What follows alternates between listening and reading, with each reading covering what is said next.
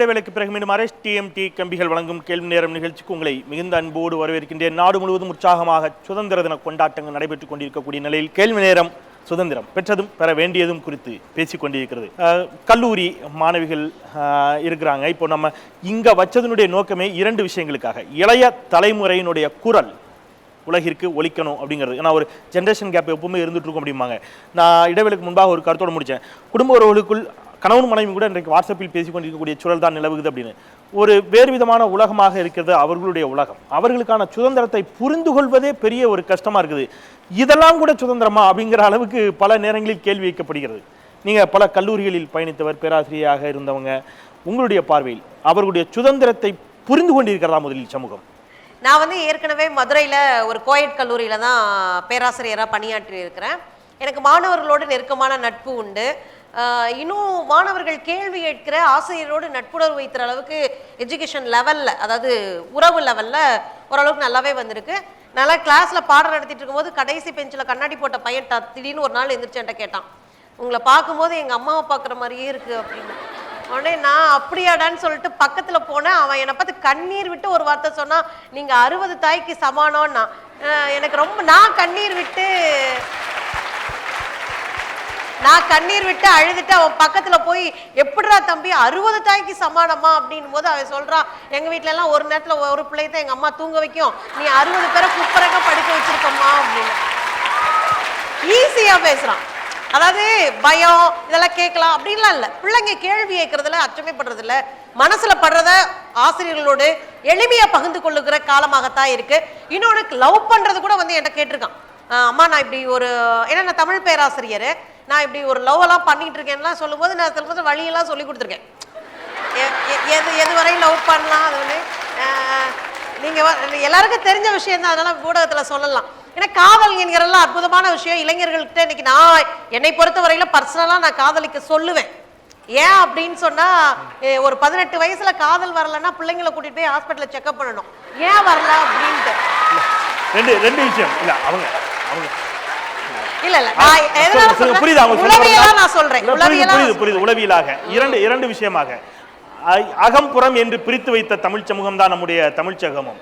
அகம் அப்படிங்கிறது அவர்கள் சொல்லக்கூடிய காதல் என்பது, அதுக்கான விரிவா பின்னாடி சொல்லுவாங்க. நீங்க அவசரப்பட்டு கைத்தட்டிட்டீங்கன்னு நினைக்கிறேன், அவங்க தெளிவாகவே சொல்லுவாங்க. சொல்லுங்க. அதான் ரொம்ப காதல்ன்ற விஷயம் தமிழ் சமூகம் கொண்டாடக்கூடிய ஒரு விஷயமாகத்தான் நான் பார்க்கிறேன். ஏன் அப்படின்னா, பாரதிதாசன் சொல்லுவாரு, காதலை ரொம்ப அழகா சொல்லுவாரு, கண்ணின் கடைப்பார்வை காதலியர் காட்டிவிட்டால் மண்ணில் குமரனுக்கு மாமலையும் ஓர் கடுகாம் அப்படின்வாரு.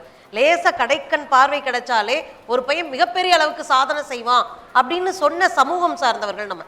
சங்க இலக்கியத்துல பெரிய அளவு காதலை கொண்டாடுகிற சமூகமாக இருந்தோம்.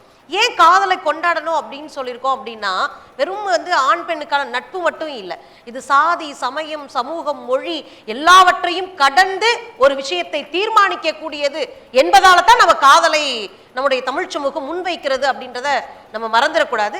இன்னொன்று, காதல் அப்படின்றத இன்றைக்கு தேர்வு செய்கிற உரிமையாக நான் பெண்ணியலாளராக பார்க்கிறேன். ஏன் அப்படின்னா, எனக்கான வாழ்க்கை துணையை தேர்வு செய்கிற உரிமை ஒரு பெண்ணியலாளருக்கு உண்டு என்கிற காரணத்தினால தேர்வு செய்கிற உரிமை படிப்புல வேணும், ஆடையில வேணும், உணவுல வேணும், அதோட தேர்வு செய்கிற உரிமை திருமணத்துல வேண்டும் அப்படின்றதான். இன்னைக்கு இருக்கிற பெற்றோர்கள் ஓரளவுக்கு நல்ல வளர்ந்த நிலையில இருக்கிறாங்க, ஓரளவுக்கு. ஏன் அப்படின்னா, முன்னாடி எல்லாம் பாத்தீங்கன்னா பேச முடியாது அப்பா அம்மா கூட தன்னுடைய விருப்பத்தை. ஆனால் இன்றைக்கு தன்னுடைய குழந்தைகளை உட்கார வைத்து பேசுகிற தாய் தந்தைகளும் இன்றைக்கு இருக்கிறார்கள் அப்படின்றது இந்த இதுல வரவேற்கப்பட வேண்டிய விஷயமாக நான் பார்க்கிறேன். நிச்சயமா நீங்க நிச்சயமா மறுப்பு சொல்லுவீங்க. நீங்க மைக்க கொடுத்துருங்க அவங்களுக்கு. ஏன்னா கண்டிப்பா இல்ல ஒன்றும் பேசுங்க. நீங்க கேட்காட்டாலும் மைக்க உங்களுக்கு கொடுத்துருப்பேன். அவங்க என்ன பேச போறாங்கன்னு முதல்ல எனக்கு தெரியும், இருந்தாலும் சொல்லுங்க. சொல்லுங்க. இல்லை, அதாவது வாழ்க்கையில் ஒரு சில மென்மையான உணர்வுகள் இருக்குது. நான் தமிழ்துறையை சேர்ந்தவல்ல, ஆங்கிலத்துறையை சேர்ந்தவங்க தான். இருந்தாலும் இலக்கியம் எல்லாருக்கும் பொதுவானது. நிச்சயமாக மென்மையான உணர்வுகள் தான் இந்த ஒரு வாழ்க்கையை ரொம்ப அழகுபடுத்துறதுங்கிறதுல நிச்சயமாக எனக்கும் உடன்பாடு உண்டு.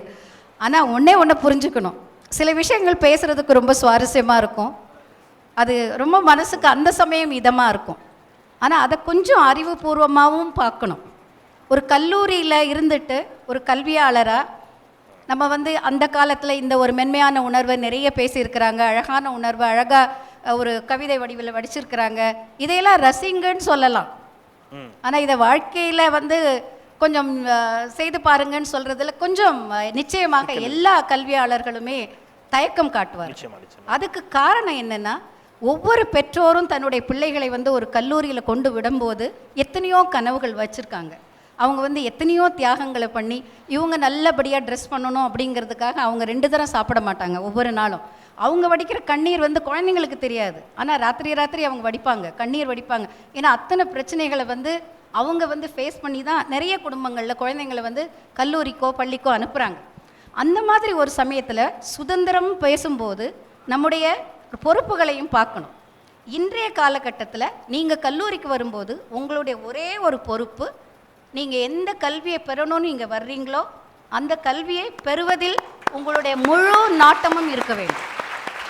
இன்னொன்று, நம் போன்ற கல்லூரிகளில் கல்வி மட்டுமல்ல, ஒரு வாழ்க்கைக்கு தேவையான அத்தனை ஸ்கில்ஸ் என்று சொல்வார்கள், திறன்களையும் கொடுக்க வேண்டும் என்று ரொம்ப ஆர்வத்தோட பேராசிரியர்கள் எல்லாம் நிறைய வேலை செஞ்சு அவங்களுக்கு கொடுக்கப்பட்ட நேரத்தையும் தாண்டி இருந்து வேலை செஞ்சு அந்த திறன்கள் உங்களுக்கு வரணும் அப்படிங்கிறதுக்காக நிறைய எடுத்து வேலை செய்கிறாங்க.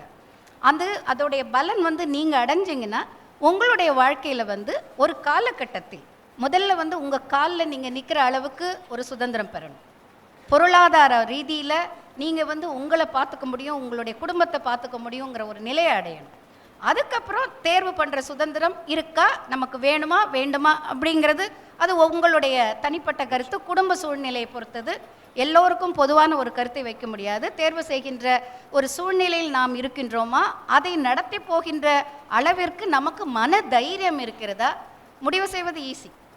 அது 2 வருடங்கள் 3 வருடங்கள் ஒரு ஏழ்மை எல்லாத்தையும் நாம் தாங்கிக் கொள்கிறோம் என்று சொல்கிறோம். 3 வருடங்களுக்கு மேல் நமக்கு அந்த சக்தி இல்லை. முதலில் மனசக்தி இருக்கின்றதா, நமக்கு பொருளாதார சக்தி இருக்கின்றதா, இதையெல்லாம் நீங்களே கேட்டுக்கணும். இந்த சக்திகள் எல்லாம் பெற்ற பிறகு தேர்வு செய்கிற உரிமையை பற்றி நீங்கள் நிச்சயமாக பண்ணலாம். நின்று போராடுகிற அளவிற்கு உங்களுக்கு சக்தி வேண்டும். ஆனால் இந்த கல்லூரி காலகட்டத்தில் படிப்பு தான் முக்கியமாக உங்கள் மனதில் இருக்க வேண்டும், அது மட்டும்தான் இருக்க வேண்டும். இது என்னுடைய கருத்து. இது வந்து நான் சுதந்திரத்திற்கு எதிர்ப்பானவள் இல்லை, ஆனால் சுதந்திரமும் பொறுப்புகளும் நிச்சயமாக இந்த 2ம் கைகோர்த்து நடை போட்டால்தான் நம்முடைய தனிப்பட்ட வாழ்க்கையும் சரி, இந்த சமுதாயமும் சரி செழித்து வளர வேண்டும். உங்களுடைய பிரின்சிபால் இந்த கருத்தை இங்க சொல்லணுங்கிற அவசியமே இல்லை, பிகாஸ் ஆல்ரெடி நீங்க அப்படிதான் இருக்கிறீங்க. உங்களை திருப்திப்படுத்துறதுக்காக சொல்லல. Thank you so much. நான் இங்க வந்து பார்த்த பொழுது நான் நேற்று எங்களுடைய குழுவினரோடு கூட சொல்லிக்கிட்டு இருந்தேன், அந்த யூனியன் மெம்பர்ஸ் அதை நான் முதலே நன்றி சொல்லணும்னு நினைச்சிருந்தேன். இருந்தாலும் நன்றி நவலுவது இறுதியாக வச்சுக்கலாம் அப்படிங்கிறதுக்காக சொல்ல, இங்க இருக்கக்கூடிய யூனியன் மெம்பர்ஸ், உங்களுடைய ஸ்டூடெண்ட்ஸ், அவங்களுடைய ஆக்டிவிட்டீஸ், அவங்க நடந்து கொண்டு விதத்தை பார்க்கின்ற பொழுதே இந்த கல்லூரியை நீங்கள் எவ்வளவு கட்டுக்கோப்பாகவும் ஒரு கண்ணியத்தோடு நடத்தி கொண்டிருக்கிறீர்கள், மாணவிகள் எவ்வளவு சரியாக தங்களுடைய வாழ்க்கையை திட்டமிட்டு கொண்டிருக்கிறார் அப்படிங்கிறத எங்களால் மிக தெளிவாகவே உணர்ந்து கொள்ள முடிகிறது. உள்ளபடியே எல்லாரும் சுதந்திரத்தை பற்றி பேசும்போது தன்னுடைய சுதந்திரம், தன்னை சார்ந்தோர் சுதந்திரம், தன்னல சுதந்திரம் அப்படின்னு பேசினாங்க. ஆனால் கடைக்கோடி இந்தியன் வரைக்கும் அந்த சுதந்திரம் போய் சேர்ந்துருக்கா அப்படின்னு பார்த்தா கண்டிப்பாக இல்லை. இதில் எத்தனை பேர் நம்மளோட கழிவறையை நாமே சுத்தம் செய்கிறோம்? விரல் விட்டு என்ற அளவுக்கு கம்மி. ஆனால் இன்னும் கூட மனிதனோட மலத்தை இன்னொரு மனிதன் தான் அள்ளி கொண்டு இருக்கிறான் என்றால் சுதந்திரம் எங்கே? வாடிய பயிரை கண்ட போதெல்லாம் வாடினேன் என்றார் வள்ளலார். ஆனால் பயிரை வைத்துவிட்டு அதற்கு தண்ணீர் கிடைக்குமா கிடைக்காதா என்று வாடி வாடி வதங்கும் இந்த வள்ளலார்களை என்னவோ நமக்கு என்ன நேரமில்லை. சாதி சண்டை, மொழி சண்டை, மத சண்டை என்று மனிதநேயத்தை கொல்ல 1000 கருவிகளை நாம் வைத்து கொண்டிருக்கிறோம். கும்கில ஒரே ஒரு யானைக்கு மதம் முடிஞ்சிச்சு கதை. ஒரு 6 அறிவு மனிதனுக்கு மதம் பிடித்தால் என்ன ஆகும் யோசித்து பாருங்கள். இன்னும் நிறைய இருக்கு. கல்வியில, பொருளாதாரத்துல, எல்லா விஷயத்திலுமே சுதந்திரம்ன்றது பறிக்கப்படுதுன்னு தான் என்னோட கருத்து. இலங்கை தமிழர்களை பத்தி நமக்கு நல்லாவே தெரியும். கடல் காத்துல உப்புல போயிட்டு ஒருத்தன் மீன் பிடிச்சிட்டு வரணும்னு போறான், ஆனா அவனை சுட்டு தள்ளிடுறாங்க. இப்படி ஒரு பிரச்சனை நடக்கும் போது அதற்கு நாம் குரல் கொடுக்குறோம், போராட்டம் நடத்துறோம். ஆனா அந்த டைமுக்கு மட்டும் நம்ம போராட்டம் நடத்துறோமே கண்டி கடைசி வரைக்கும் அதற்கு முழு மூச்சாக போராடுகிறோமா என்றால் கண்டிப்பாக இல்லை. எல்லாரும் குடும்ப உறவுகளை பத்தி பேசினாங்க. அப்ப எனக்கு ஒரு கவிதை தோணுச்சு. தாத்தாவும் முத்தம் கொடுத்தார், பேத்தியும் முத்தம் கொடுத்தார், சத்தம் என்னோ காதுக்கு, முத்தம் மட்டும் தொலைபேசிக்கு. இதுதான் இன்றைய நிலைமையில குடும்ப உறவுகள் இருக்கு.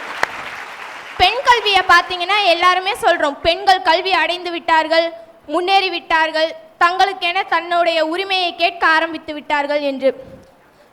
எனக்கு அப்பவும் ஒரு கவிதை தோணுச்சு, கலைமகளே, பெண் பிள்ளையாய் பிறந்ததால் தான் நீயும் எங்களுக்கு கள்ளிப்பால் கொடுக்க நினைத்தாயா, கல்விப்பாலுக்கு பதிலாக. நாம புராணத்துல எத்தனையோ கதையை கேள்விப்பட்டிருக்கோம். அதுல துரியோதனன்ற ஒருத்தன் பாஞ்சாலியோட சேலையை பிடித்து இழுத்த கதை நமக்கு எல்லாருக்குமே தெரியும். ஆனால் தினம் தினம் எத்தனையோ பாஞ்சாலிகள் துயில் உரியப்பட்டு கொண்டுதான் இருக்கிறார்கள். நம்மால் என்ன செய்ய முடிந்தது? ஒரு தாராபாரதி எழுதிய அவர்களுடைய கவிதை என்னை மிகவும் பாதித்த கவிதை. மூளையில் கிடக்கும் வாலிபனே தினம் முதுகிலா வேலையை தேடுகிறாய், பாலை வனம்தான் வாழ்க்கை என வெறும் பல்லவி எதற்கு பாடுகிறாய், வெறுங்கை என்பது மூடத்தனம், உன் விரல்கள் 10 மூலதனம், கருங்கல் பாறையும் நொறுங்கி விழும், உன் கையில் பூமி சுழன்று வரும், கட்டை விரலை விட இமயம் குட்டை என்பதை எடுத்து சொல், உன் சுண்டு விரலில் வானம் சுருங்கியதென்று முழங்கிச் சொல், தோள்கள் உனது தொழிற்சாலை, நீ தொடுமிடம் எல்லாம் மலர் சோலை, தோல்விகள் ஏதும் உனக்கில்லை, நீ தொடு வானம்தான் உன் எல்லை என்று இளைஞர்களை நம்பி அவர் ஒரு கவிதை படித்திருக்கிறார். ஆனால் இன்றைய இளைஞர்களோ தங்கள் பொன்னான நேரத்தை எதில் தெரியுமா செலவிடுகிறார்கள்? அதை நான் சொல்ல விரும்பவில்லை. ரொம்ப ஆவலோடு இந்த மாதிரி ஏதோ சொல்ல வரீங்க அப்படின்னு நினைச்சு சொல்ல விரும்ப. வரதட்சணை கொடுமை, பாலியல் வன்கொடுமை என்று எத்தனையோ கொடுமைகள் பெண்களுக்கு நிகழ்ந்து கொண்டிருக்கிறது. அன்றைய கருத்தம்மா தொடங்கி இன்றைய காஞ்சனா வரை எந்த உயிருக்குமே மதிப்பில்லைங்க இந்த சமுதாயத்துல.